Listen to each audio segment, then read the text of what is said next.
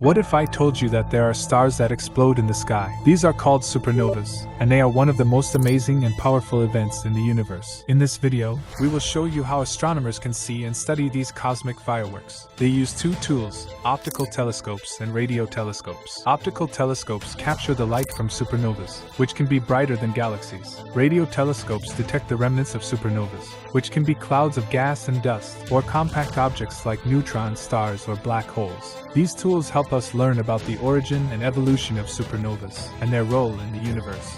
Do you want to know more about supernovas and other secrets of the universe? Then subscribe to our channel and hit the bell icon.